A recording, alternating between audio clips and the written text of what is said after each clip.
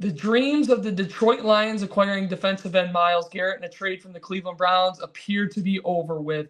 Garrett signed a new 4-year contract extension with the Browns worth about $123 million guaranteed, and that will push his commitment with the Browns for 6 years now. Here to discuss the impact of Garrett's record-breaking extension is Lions on SI publisher John Macker. And John, what do you make of Myles Garrett's big new contract extension? Yeah, look, based on Brad Holmes indicating that it was going to be tough to pry loose a high-priced, really impactful defensive end, I understood the concept that, look, teams do not want to get rid of talented edge rushers that can sack the quarterback, and franchise players are tough to move.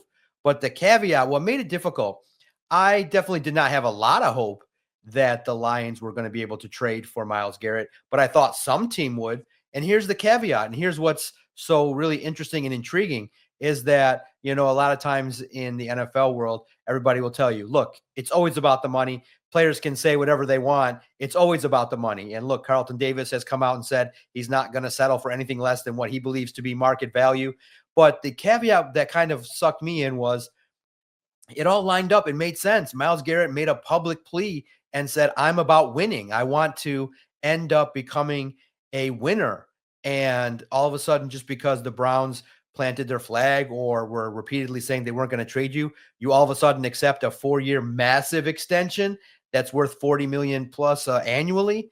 It's one of those situations where, again, you kind of feel hoodwinked. You feel like, you know what?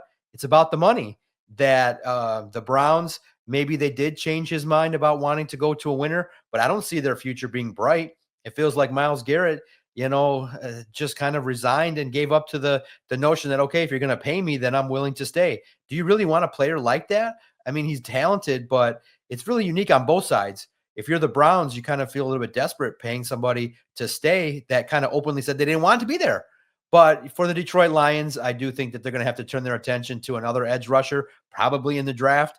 I don't think Trey Hendrickson is going to come any cheaper.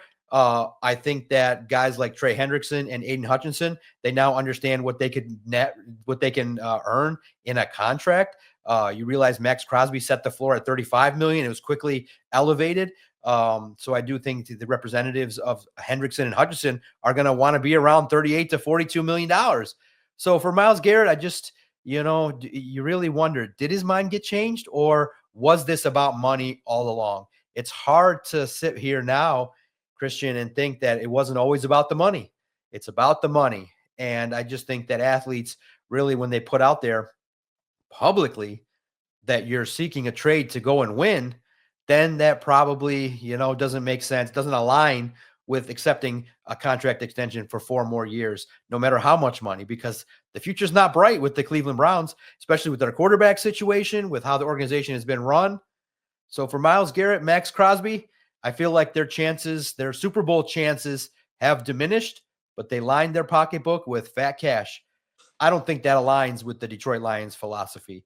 And so with that, the Myles Garrett dream ends officially, stamped, closed. It's not happening, but let's turn our attention to Trey Hendrickson and the draft, and let's see who the Lions will pair opposite of Aidan Hutchinson, because that's still one of the biggest question marks for the Detroit Lions this offseason.